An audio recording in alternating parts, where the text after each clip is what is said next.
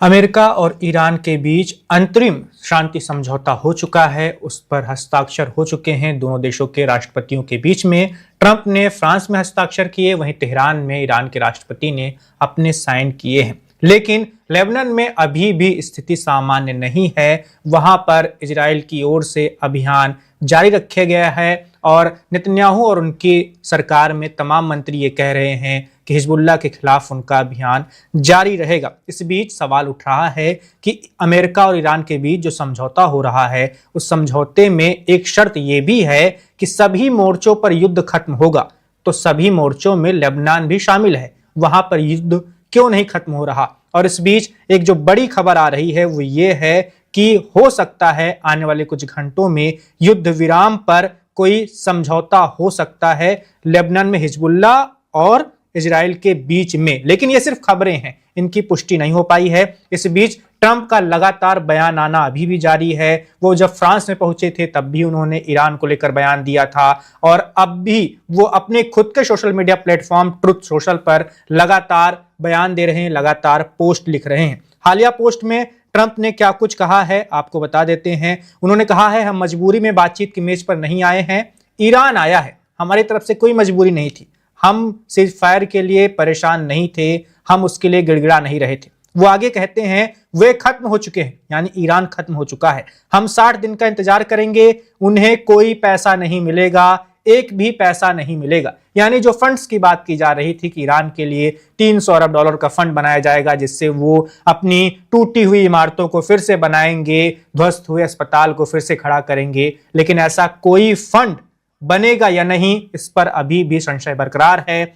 America पैसा देगा या नहीं, ये तो ट्रंप खुद ही बता दे रहे हैं, एक भी पैसा नहीं मिलेगा। एक और पोस्ट की है ट्रंप ने। इस पोस्ट के तुरंत बाद उस पोस्ट में लिखते हैं ट्रंप, युद्ध ने ईरान को कमजोर कर दिया है। अब उनके पास ना वायुसेना बची है, ना नौसेना बची है, ना वायु रक्षा उपकरण बचे हैं, ना रडार और ना ही लगभग कुछ और। इसके बावजूद विपक्षी पार्टी यानी डेमोक्रेट्स कह रहे हैं कि ईरान 4 महीने पहले से बेहतर स्थिति में है। क्या आप सोच सकते हैं कोई ऐसी बचकानी बातें कहकर बच सकता है? कुछ लोग इतने मूर्ख कैसे हो सकते हैं? तो ट्रंप का अपना अंदाज है, अपना बोलने का एक तरीका है, पोस्ट करने का भी अपना एक तरीका है। वो अपने देश की विपक्षी पार्टी को यह बता रहे हैं कि ईरान अब खत्म हो चुका है, आप ईरान को बेहतर स्थिति में कैसे बता सकते हैं? तो जो नए अपडेट्स आए हैं, जैसे लेबनान में क्या होने जा रहा है, इजराइल कैसे समझेगा, ईरान और अमेरिका के बीच में भविष्य में जो 60 दिनों की बात की जा रही है, उन 60 दिनों में क्या कुछ होगा, समझौते के बिंदुओं में क्या क्या शामिल हैं, इन सारी अपडेट्स पर आज हम तर्कश में बात करने वाले हैं। हमारे साथ इस बातचीत में एक बेहद ही खास मेहमान ज्वाइन कर रहे हैं, हमारे साथ जुड़ रहे हैं मेजर जनरल राजन कोचर सर, जिन्हें आप लगातार तर्कश में देखते आए हैं, युद्ध से पहले भी, युद्ध के दौरान भी, युद्ध के बाद, अब जब युद्ध विराम की बात हो रही है तब भी। कोचर सर, बहुत स्वागत है आपका वन इंडिया पर। ट्रंप के हालिया पोस्ट को लेकर आप क्या सोच रहे हैं? फंड्स की बात की जा रही थी, वो कह रहे हैं कि हम एक भी पैसा नहीं देंगे। इससे पहले उपराष्ट्रपति ने भी कह दिया था कि हम $1 नहीं देने वाले। देखिए वैभव जी, पहली चीज तो व्यूअर्स को अंडरस्टैंड करनी पड़ेगी that this is a MOU, memorandum of understanding. ये कोई एग्रीमेंट नहीं है जी। और जो MOU होता है वो जब वो एग्रीमेंट स्टेज तक आएगा तो उसमें काफी चेंजेस आएंगे।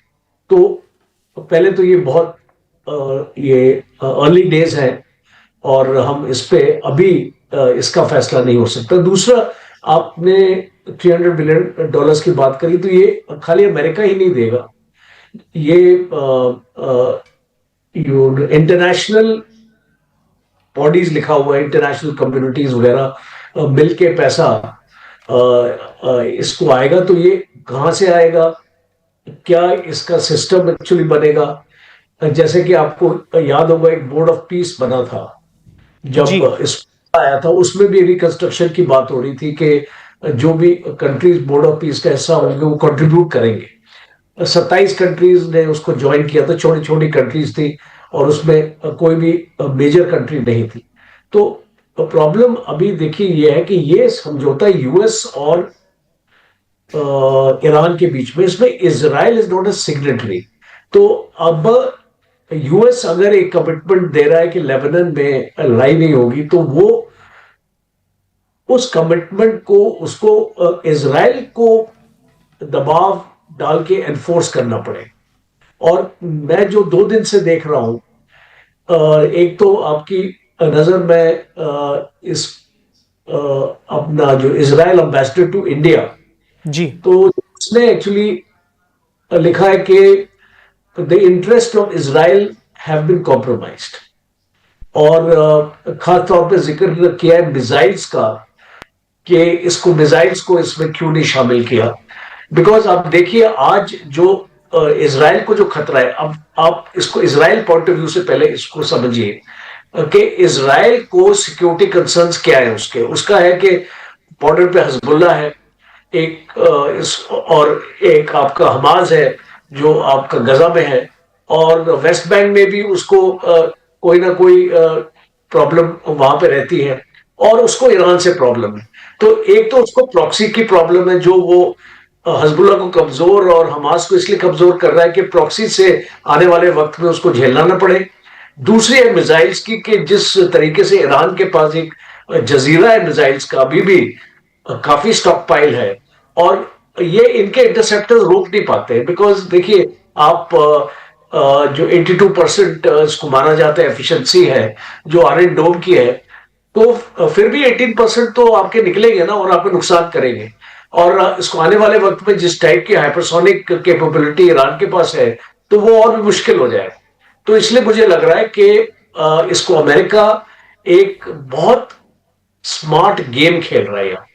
और उसकी गेम ये है कि अमेरिका यहां से निकलना चाहता है, और अमेरिका इसको ज्यादातर इसको इजराइल के ऊपर प्रेशर डालेगा कि आप 3 से 4 महीने लेबनान में शांत रहिए, आप अपने आप को एक्सपैंड मत कीजिए और अपने इसको ऑफेंसिव को बढ़ाइए मत, और इसको हमारे निकलने के बाद आपको जो करना करिए। बिकॉज बेसिकली अभी मिड टर्म प्राइमरीज आ रहे हैं, डोनाल्ड ट्रंप का जो फोकस है और टाइम है वो इस लड़ाई में अब नहीं देना चाहता, उसको वहां कॉन्सेंट्रेट करना पड़ेगा। बिकॉज उसका फ्यूचर जो उसकी पार्टी का डिपेंडेंट है। तो और जो अमेरिका से आ रहा है मागा वगैरह जो भी है, आपके रिपब्लिकन पार्टीज ने 4 सेनेटर्स ने इनके अगेंस्ट वोट भी किया था, आपको याद होगा जब हाउस ऑफ रिप्रेजेंटेटिव्स में वोट हुआ था, और ये वोट उसको इस जीत नहीं पाए थे, उस रेजोल्यूशन को पास नहीं कर पाए थे जिससे इनको और इस लड़ाई को आगे लेके जाना था। तो अभी इसको मुझे ऐसा लग रहा है कि बहुत फ्रंट्स में ट्रंप एक्चुअली घिरा हुआ। एक तो टैरिफ का भी सुप्रीम कोर्ट पे मामला है, और ट्रंप को क्वेश्चन किया जा रहा है कि आपने किस अथॉरिटी पे ये टैरिफ इम्पोज किया है, और आप ये इसको रोल बैक कीजिए। और ऊपर से इमिग्रेशन के ऊपर भी उसको काफी उसको ऑपोजिशन फेस करना पड़ा, जिस तरीके से जो उसके फेडरल फोर्सेस ने इसको एनफोर्स किया है इमिग्रेशन, और खास तौर पे डेमोक्रेटिक रूल स्टेट्स पर। तो मुझे लगता है अगर मैं इसको सम अप करूं पूरी चीज को, तो मुझे ऐसा लगता है कि आने वाली इसको वक्त में हो सकता है इजराइल को 2 या 3 महीने के लिए ये शांत कर पाए ट्रंप, बट ये उसको लंबे इसको अरसे के लिए शांत इसलिए नहीं कर पाएगा बिकॉज ईरान और इजराइल के मसले खत्म नहीं हुए। आपने अगर ट्रेड और ये आपका जो पीस डील अगर आपने इसको कर दी है, स्टेट ऑफ हॉर्मुज आपने खोल दिया है, अब इसको ईरान ने अनाउंस कर दिया कि 60 दिन के बाद वो अपना टैक्स लेंगे, और उसको अभी नाम दे दिया है इसको मरीन फीस। टोल टैक्स नहीं बना रहे, उसको मरीन फीस बोल रहे।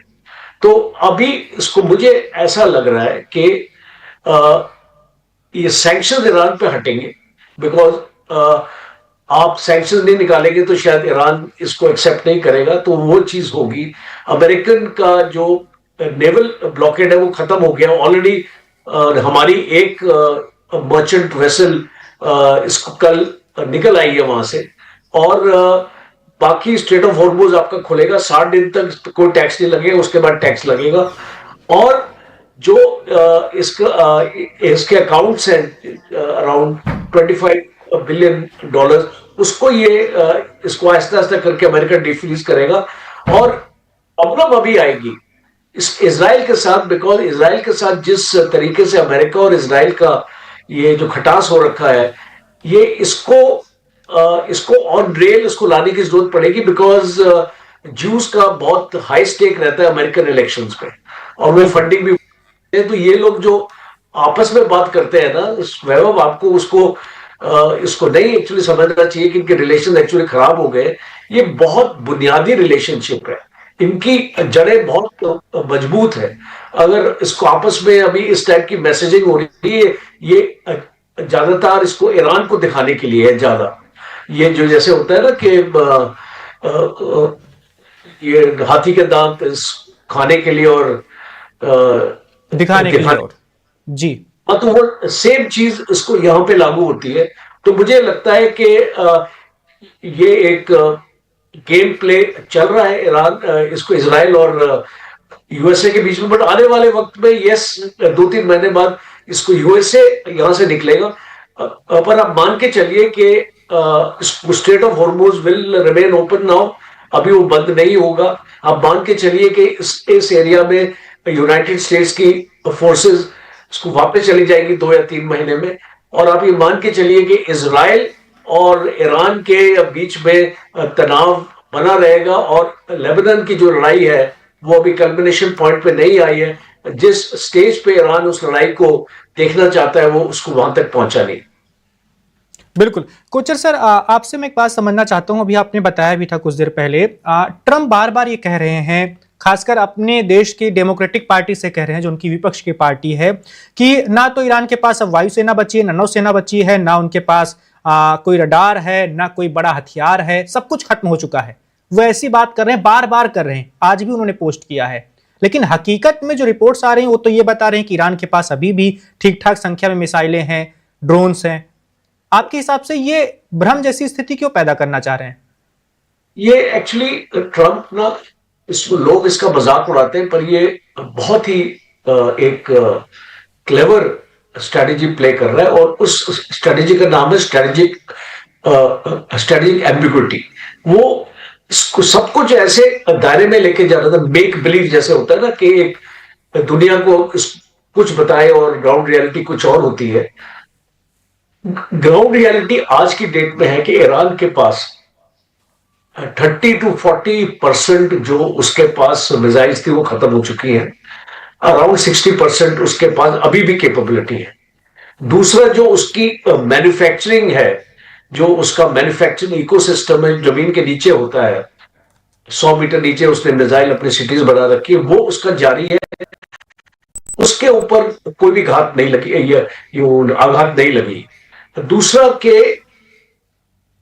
और 1 साल में इस ईरान के पास कैपेबिलिटी है कि वो रिकूप कर ले वो जो भी उसने अभी तक अपनी मिसाइल खर्च की थी, वो उस लेवल तक पहुंच जाए। तीसरा, चाइना की जो सपोर्ट उसको मिलती रहेगी, और अब जब आपके सैंक्शन निकल जाएंगे, आपका नेवल ब्लॉकेड आपको निकल जाएगा, तो कोई रोक नहीं रहा कि इस चाइना का जो सामान है वो इसको यहां पे आए। और इसको मुझे लगता है कि जिस तरीके से आपका रेयर अर्थ, मैग्नेट, सेमीकंडक्टर, जो आपका मिसाइल इसको बनाने के लिए इसको ईरान को चाहिए, टेक्नोलॉजी तो ईरान के पास है, अब उसको सामान चाहिए, वो उसको चाइना सप्लाई करेगा। और जहां पे आपने एयर डिफेंस की बात करी, तो it's only a matter of time. अगर आपने उसके एयर डिफेंस को नष्ट भी कर दिया है, और हम इसको मान भी लेते हैं कि नष्ट हो गए हैं, तो अब मुझे बताइए कि आपके 42 जहाज कैसे गिरे फिर? अगर इसको ईरान के पास एयर डिफेंस की कैपेबिलिटी नहीं थी, और उसने और आपने ध्वस्त कर दिया। और अगर आपको याद होगा, वो जो इसाफान का ऑपरेशन था, जहां पे इनको अपना एक पायलट को रिकवर करना था, इनके 6 एयरक्राफ्ट गिरे उस ऑपरेशन। तो इसको कैसे आप बता सकते हैं कि इसको ईरान के पास कैपेबिलिटी नहीं? अभी भी है। और वो अपनी हर एक चीज को ग्राउंड के ऊपर नहीं लेके आते। उनकी स्ट्रेटेजी क्या है वैभव? वो टनल्स के अंदर है। जितने भी इनके पास एयर डिफेंस है और इंटरसेप्टर्स हैं, लॉन्चर्स हैं, वो थोड़ी देर के लिए बाहर आते हैं, अपने स्ट्राइक करते हैं, वापस चले जाते हैं टनल। बिल्कुल। तो आपको जो उसको डिस्ट्रॉय नहीं कर सकते आप। और अगर आपने इसको नेवी की बात मैं करता हूं अभी, अब इसको ईरान के पास बड़ी बड़ी शिप्स नहीं है, वॉरशिप्स नहीं है, but they got gun boats. और वो गन बोट्स जिस तरीके से स्ट्रेट ऑफ हॉर्मुज और जिस तरीके से टेरेन है और टोपोग्राफी है ईरान की, वो उसके लिए काफी है। बिकॉज बिकॉज ईरान जानता है कि वो यूएस नेवी का मुकाबला नहीं कर सकता, उस टाइप की उसके पास एयरक्राफ्ट कैरियर नहीं है, वो अपने शोर्स के बाहर अपने आप को प्रोजेक्ट नहीं कर सकता, पर उसको करने की भी जरूरत नहीं है। बिकॉज वो असिमेट्रिकल एक असिमेट्री वॉर के लिए बिलीव करता है, तो वो अपने आपके ड्रोन लॉन्च कर देगा और आपकी शिप्स को टारगेट कर देगा, या आपके जो उसकी सबमरीन्स हैं, सबमरीन से माइंस लॉन्च कर देगा जैसे उसने अभी की है। तो बिल्कुल। एक न्यूसेंस वॉर पोटेंशियल इसके पास रहेगा। और इसको एक देखिए, दो देश जब एक कन्वेंशनल लड़ाई लड़ते हैं तो फिर आपको पता चलता है कि उनकी ताकत। जब एक देश कन्वेंशनल लड़ रहा है और एक देश आपका एक हाइब्रिड इसको वॉर अपना लड़ रहा है, तो वो कन्वेंशनल ताकत उसका मुकाबला नहीं कर पाएगी। It is like Pakistan Afghanistan. अब पाकिस्तान के पास तो इतनी जो एयरफोर्स है, इतनी फौज है, अफगानिस्तान के पास नहीं है, बट पाकिस्तान अफगानिस्तान में घुस नहीं रहा, बिकॉज वो जानता है कि वहां पे सुसाइड या एक गुरिल्ला वॉरफेयर का सामना करना पड़ेगा जो वो नहीं कर सकता। और बिल्कुल। इसीलिए वो अपने हवाई जहाज भेजता है और अपने बम फेंकता है, मिसाइल फेंकता है, बिकॉज इससे ज्यादा उसको पाकिस्तान की कैपेबिलिटी नहीं। तो सेम चीज यहां पे है कि अमेरिका अपने बूट्स ऑफ ग्राउंड नहीं डाल रहा, और जब तक वो बूट्स ऑफ ग्राउंड नहीं डालेगा वो इसको ईरान के ऊपर कब्जा कैसे करेगा। और कोई भी एट्रिशन वॉर अगर आप देख लो, हिस्ट्री में भी अगर आप पढ़ो, तो कोई भी एट्रिशन वॉर कभी भी एक देश को अपने घुटनों पर नहीं ला सकते।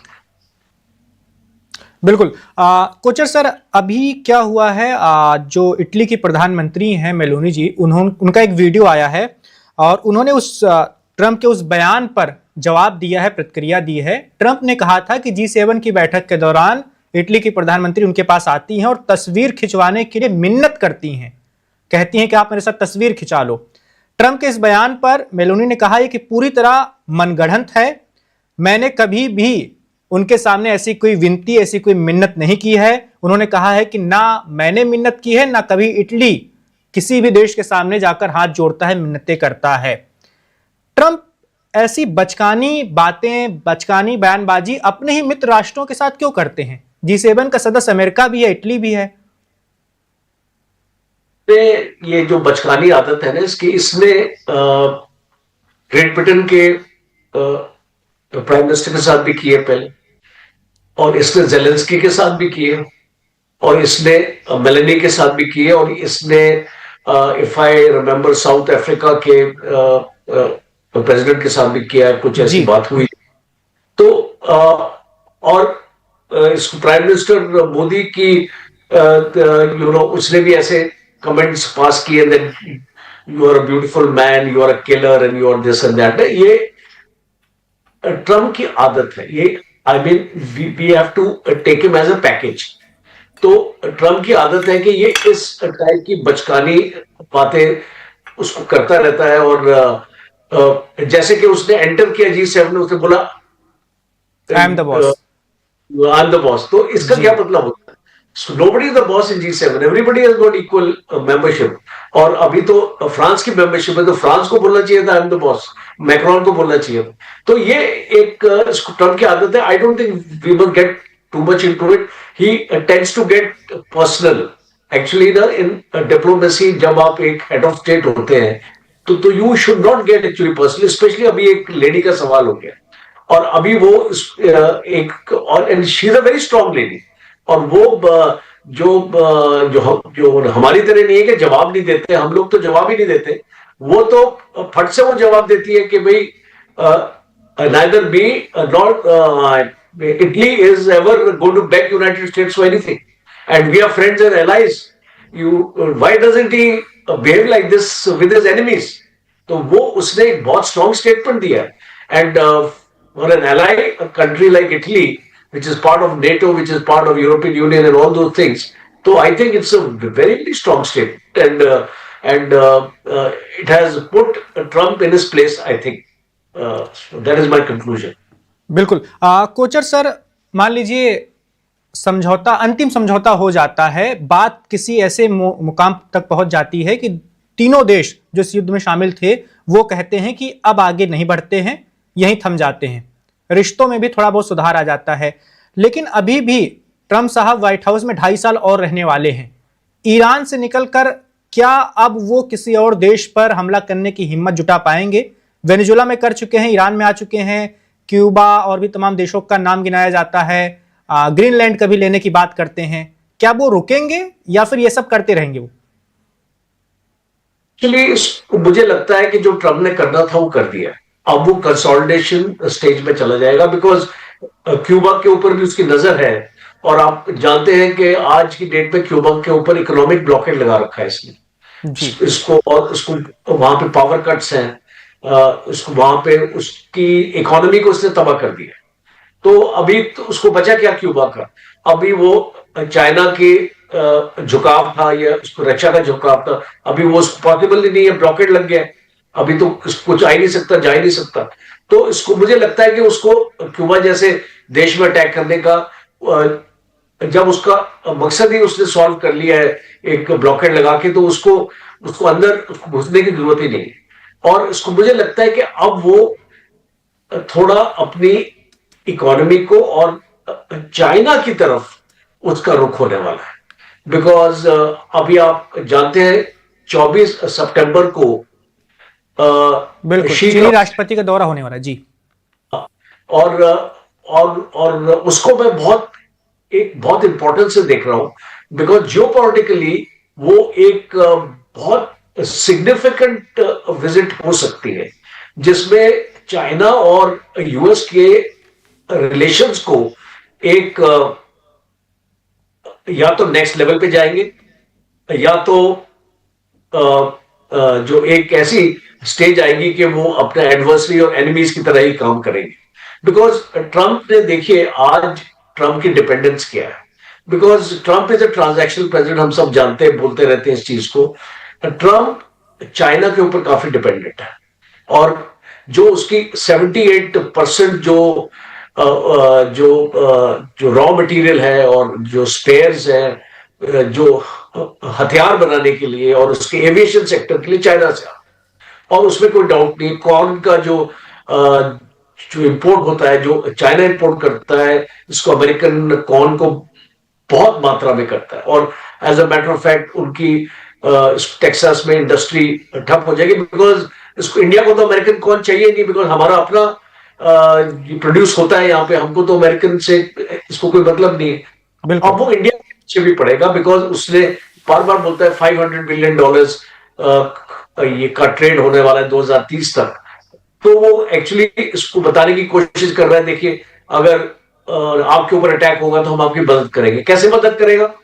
आपको हथियार देगा, आपको एमिनिशन देगा, आपको रॉकेट्स देगा, और इसको काफी इसने डील्स तो ऑलरेडी अब ये कर ही दी है इसने, और आपके जेट इंजन भी अटके हुए हैं हमारे।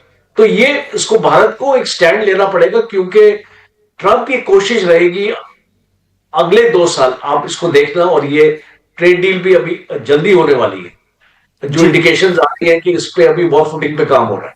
तो इसको मुझे लग रहा है कि ट्रंप कोशिश ये करेगा कि भारत को रशिया से दूर करे, और अभी वो उसको रशियन ऑयल भी इसको भारत को नहीं लेने देगा। आप देखेंगे, आप इसको ये डेवलपमेंट भी देखेंगे कि वो बोलेगा अमेरिका से लो और हमसे लो, और अब तो इसको ईरान से भी हम ले सकते हैं, और हम इसको यूएई वगैरह ये रास्ते भी हमारे लिए खुल गए। तो अमेरिका इसको जो हमारी इसको रशिया से हमने कम कर दिया, तो आई थिंक हमारी एक फॉरेन पॉलिसी को हमको शायद रिविजिट करने की जरूरत है, because there is too much of झुकना, मैं बोलता हूं अमेरिका की तरफ, और वो हमारे लिए शायद आने वाले वक्त में सही नहीं रहेगा। हो सकता है टेम्परेरीली हमारे पास और कोई ऑल्टरनेटिव्स नहीं है, टेक्नोलॉजी के क्षेत्र में हम लोग पीछे हैं। और अगर ये पाकिस्तान को मैं देख रहा हूं अभी, वैभव जी, लगता है कि अगली लड़ाई ज्यादा दूर नहीं है।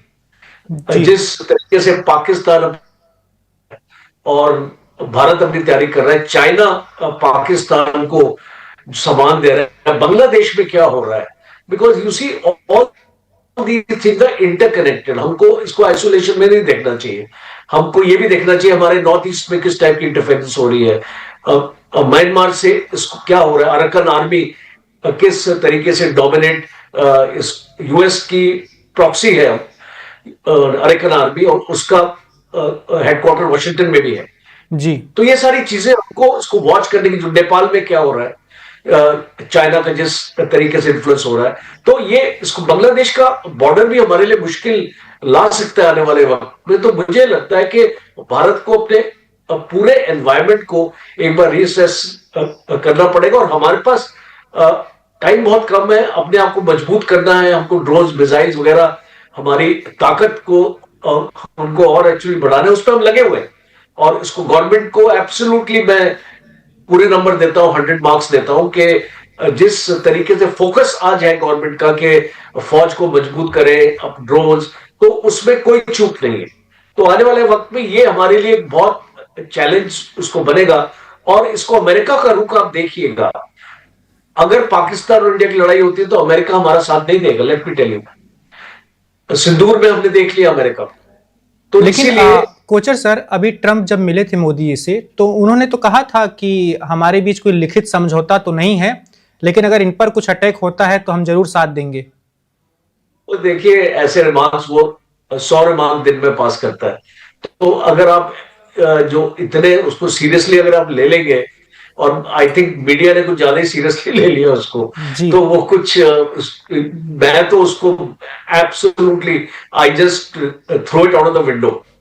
बिकॉज आप इसको मुझे बताइए कि आप अगर ऐसी स्टेटमेंट देते हैं तो आपने अभी तक क्या किया है जो इस भारत को मजबूत करने के लिए? जेट इंजन आप हमको दे नहीं रहे हैं, हमने 180 इंजन का ऑर्डर आपके ऊपर प्लेस किया 2021 से, अभी तक आपने 15 या 16 इंजन हमको दिए हैं। हम हमारी एयरफोर्स का जो मॉडर्नाइजेशन है वो रुका हुआ है, हम अपने तेजाज नहीं बना पा रहे हैं, ये हमारा अंका प्रोजेक्ट रुका हुआ है, हम इसको सुखोई 57 की तरफ बढ़ रहे हैं, हम इसको रफेल्स की तरफ बढ़ रहे हैं। हम इसको क्यों ले रहे हैं बाहर के एयरक्राफ्ट? बिकॉज हमारे खुद के एयरक्राफ्ट जो हमारा जो प्रोग्राम है वो डिले हो चुका है। हम सैफ्रॉन से बात कर रहे हैं कि आप हमको जेट इंजन दे दीजिए और प्लांट उसको भारत पे लगा दीजिए। तो ये सारे डेवलपमेंट्स क्या आपको दिखाते हैं कि अमेरिका हमारा दोस्त है? तो उसको मुझे तो नहीं लगता। बिल्कुल। और जब ये सर ट्रंप से मुलाकात होने वाली थी प्रधानमंत्री की हमारे, उससे ठीक पहले एक फैसला भी लिया गया था अमेरिका की ओर से, इंडो पैसिफिक कमांड में से इंडो शब्द हटा लिया। ट्रंप के पहले कार्यकाल में यह शब्द जोड़ा गया था, दूसरे कार्यकाल में शब्द हटा लिया गया। क्या यह भी एक संकेत माने कि चीजें बदल रही हैं? ये आपको बिल्कुल आपको एक संकेत आपको लेना चाहिए, और अगर आप नहीं लेना चाहते तो ये आपकी गलत फहमी होगी। और दूसरा संकेत आपको एक और लेना चाहिए, दैट ये जो क्वाड है खत्म हो चुका है, और हम जो सोचते थे कि एक अलायंस होगा इंडो पैसिफिक में, इंडिया का रोल होगा, वो खत्म। तो इसको ट्रंप ने उसकी ऊपर एक मोहर लगा दी कि खत्म, अब मैं इसको फॉरवर्ड नहीं लूंगा। अभी कुछ स्क्वाड का नाम लिया जा रहा है ना, उसमें साउथ कोरिया और उसको कंट्रीज लेके आ रहे हैं। तो उसने इसको realise, actually I think he has been disappointed with India, because उसको ऐसे लगा कि हम चाइना के विरुद्ध हो जाएंगे और हम इसको अमेरिकन। ये सर क्या क्वाड को वो नेटो की तरह बनाना चाहते थे, कोई सैन्य गठबंधन? जी, वो क्वाड को शुरुआत तो एक मिलिट्री अलायंस की तो थी नहीं, वो चाइना की इकोनॉमिक माइट को एक टक्कर देना चाहते थे कि चाइना की जिस तरीके से इकोनॉमी वो अपनी फैला रहा है, उसकी मैन्युफैक्चरिंग इतनी तेज हो रही है, 154 कंट्रीज में वो अपने सामान अपने एक्सपोर्ट करता है, तो हम आपस में इसको मिलके उसको काउंटर करें। चाइना का जो सामान है हम उसको मत ले, आपस में हम ट्रेड करें। बिल्कुल। अब तो वो चीज टेक ऑफ नहीं करी, बिकॉज ये क्वाड देखिए बहुत, इसको 10 साल से ऊपर हो गए बने हुए। इसका तो इसको ट्रंप ने ही रिवाइव किया इस चीज को, बिल्कुल। बिकॉज पहले तो रिकॉर्ड एक्चुअली था ही, इस बाइडेन ने तो कोई इसको इंपॉर्टेंस ही नहीं दी रिकॉर्ड को।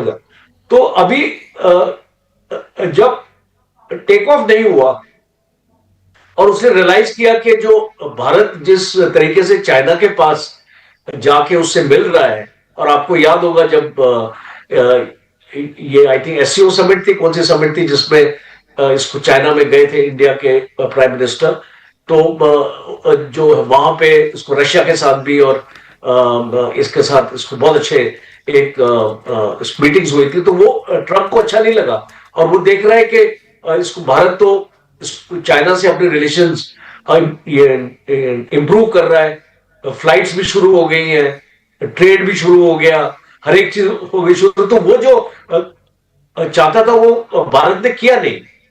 तो फिर उसने रियलाइज किया कि अब इसको मुझे इंडिया की क्या जरूरत है, इससे तो अच्छा पाकिस्तान ही है, जो मैं पाकिस्तान को बोलता हूं वो करता है वो, और जो मैं भारत को बोलता हूं करता नहीं। टैरिफ के ऊपर भी हमारा झड़प होगी, देखिए 1 साल से ऊपर हो गया, टैरिफ डील हुई नहीं आपस में, और इसको बहुत सारे इसमें डिफरेंसेस हो गए, और हमको धमकाता रहा कि हम आपको 50% लगा देंगे टैरिफ, तो इस टाइप के। तो मुझे नहीं लगता कि हमारी और इसको अमेरिका के बीच में एक ज्यादा लंबी पार्टनरशिप होगी। एक स्टेबल पार्टनरशिप मैं मानता हूं, एक स्ट्रेटेजिक ऑटोनॉमी टाइप के, भाई हम आपके साथ भी रखेंगे, रशिया के साथ भी रखेंगे, चाइना के साथ भी रखेंगे, और ये जो $500 बिलियन की बात हो रही है ना कि 2030 पे, उसको मुझे नहीं लगता कि ये इस लेवल तक हम पहुंच पाएंगे, बिकॉज आज आप $100 बिलियन के ऊपर हो, 500 तक कैसे पहुंचोगे आप? बिल्कुल।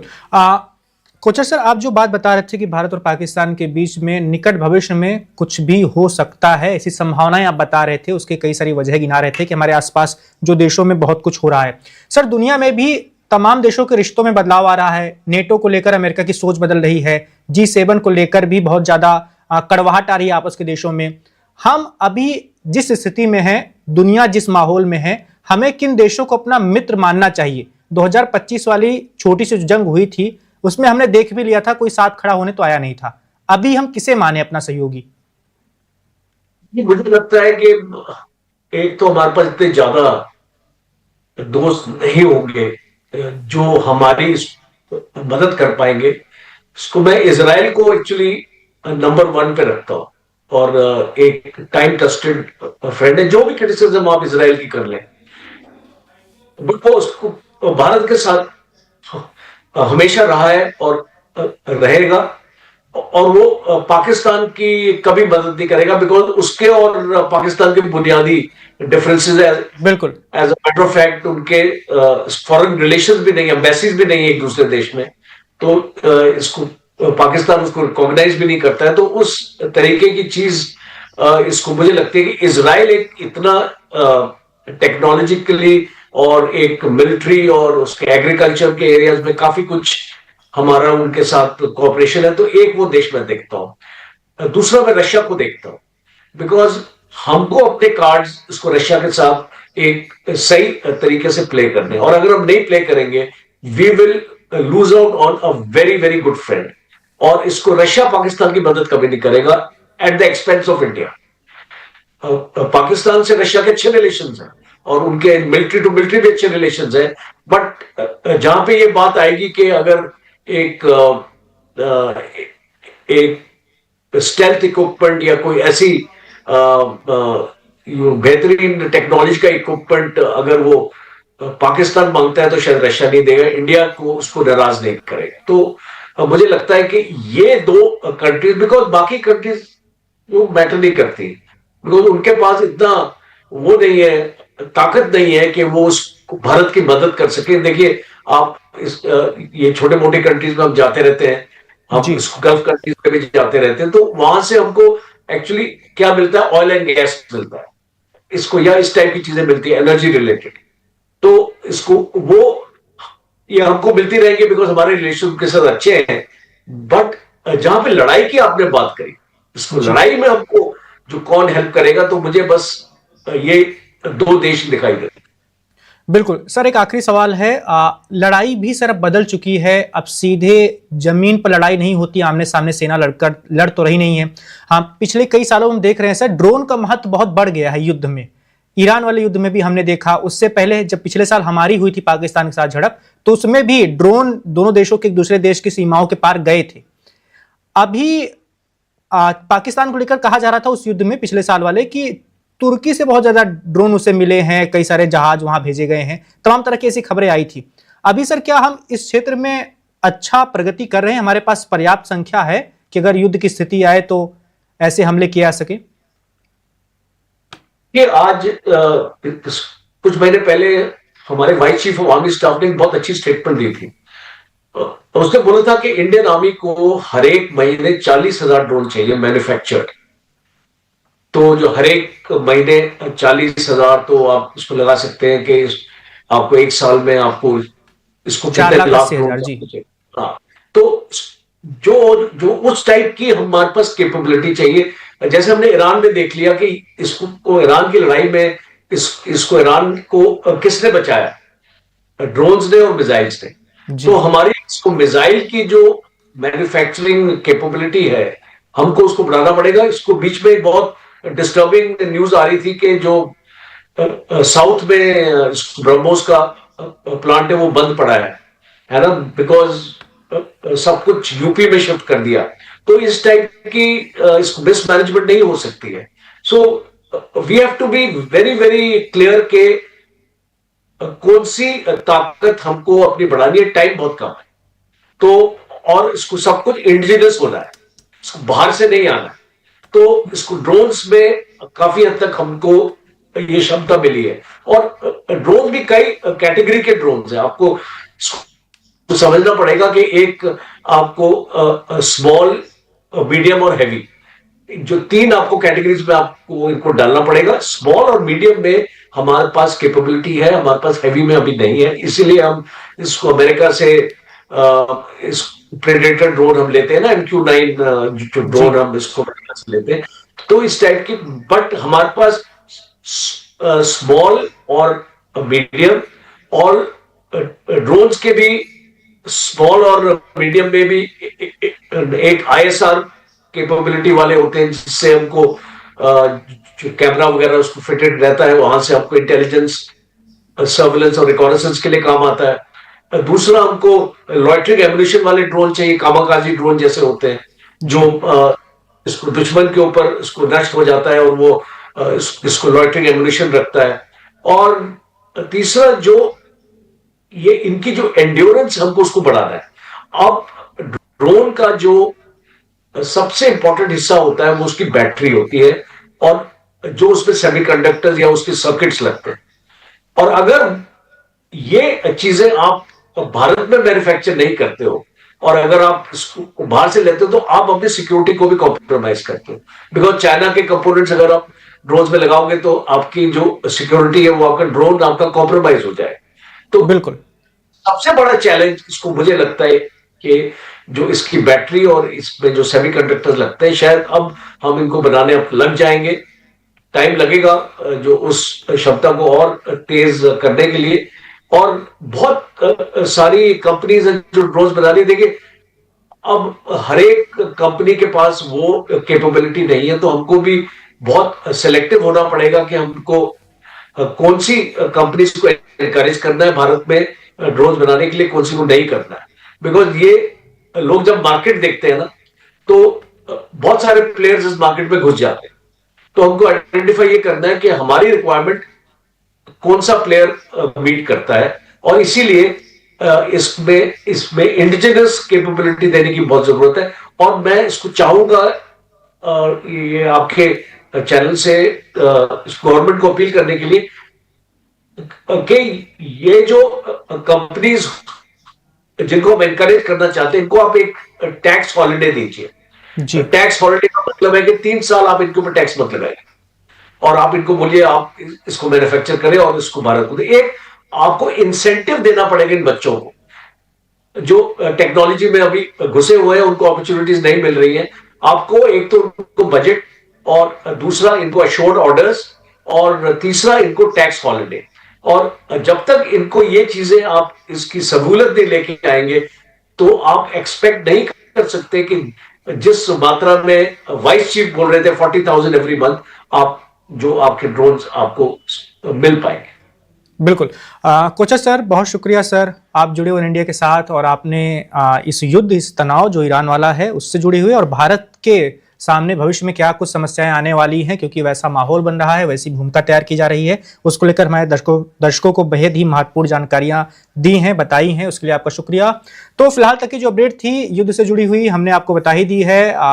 जिस MOU पर साइन किए गए हैं वो किन बिंदुओं पर आधारित हैं और उनका भविष्य क्या हो सकता है, क्या नेतन्याहू समझने वाले हैं, रुकने वाले हैं, अभियान खत्म करने वाले हैं, क्योंकि अगर वो नहीं करेंगे तो ये समझौता, ये युद्ध विराम सिर्फ कागज का टुकड़ा मात्र रह जाएगा, युद्ध फिर से शुरू हो सकता है, ईरान अपने हाथ पीछे खींच सकता है। आने वाले 60 दिन बेहद ही महत्वपूर्ण हैं, ईरान के लिए भी, अमेरिका के लिए भी, इजराइल के लिए भी।